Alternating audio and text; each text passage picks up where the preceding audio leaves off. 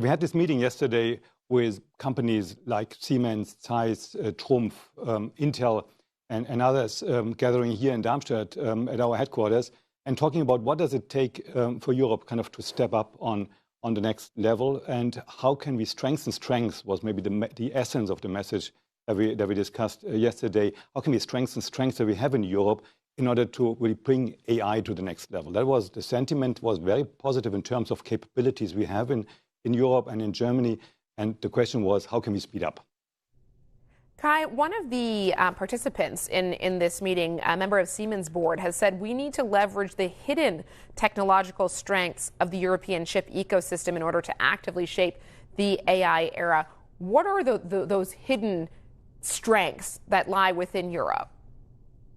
The main strengths, they come at both ends of the spectrum. Like we have chemistry, we have physics, we have mechanical engineering, electrical engineering, enabling artificial intelligence, and on the other end of the spectrum, AI improving our effectiveness and efficiency in all these sciences, chemistry, biology as well, in pharmaceutical research, as well as physics, mechanical engineering, and electrical engineering. I think that is the spectrum. We can turn AI into the real world in Europe probably better than any other region in the world.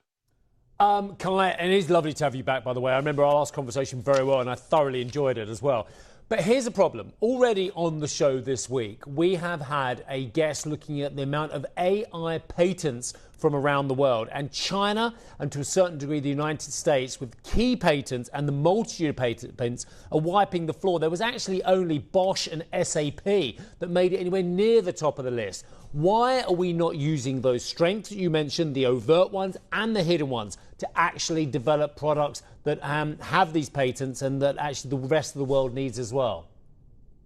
Steve, if you zoom out a bit, then the situation looks much better for Europe. If you include patents in chemistry, biology, physics, engineering, in these areas, Europe has still a leading position in the world.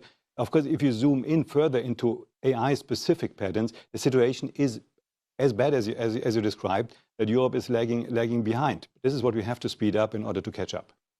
We also need to make more products in this area as well. We need to make more semiconductors. And you will know, it was under the previous government as well, that Intel were going to build a fab and then aren't going to build a fab. And so, who's going to build the homegrown infrastructure in Europe as well, Kai?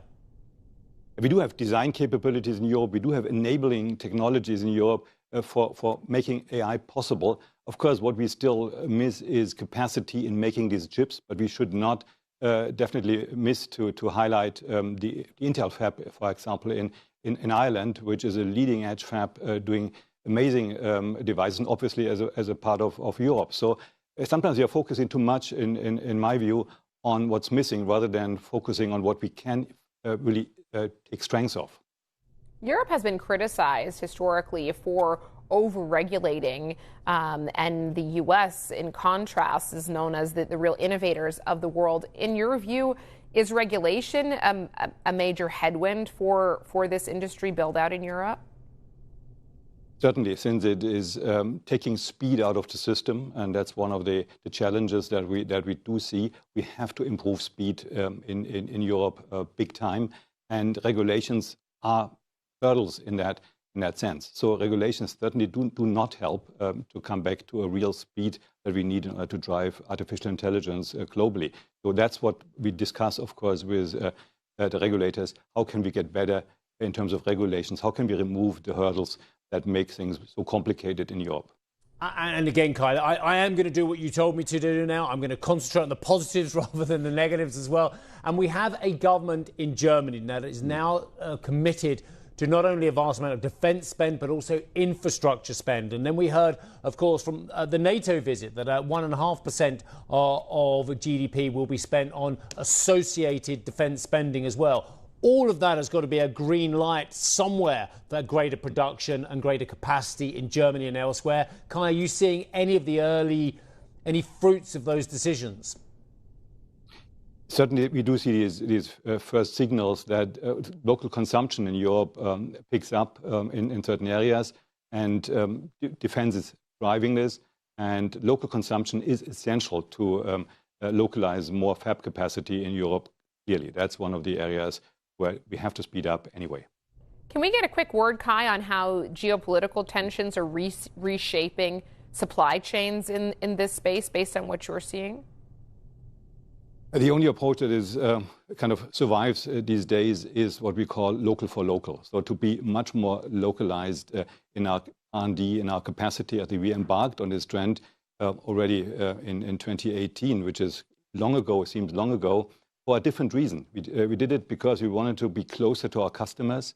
Meanwhile, it's a help to get more resilient in a more multipolar world with more limitations to act globally.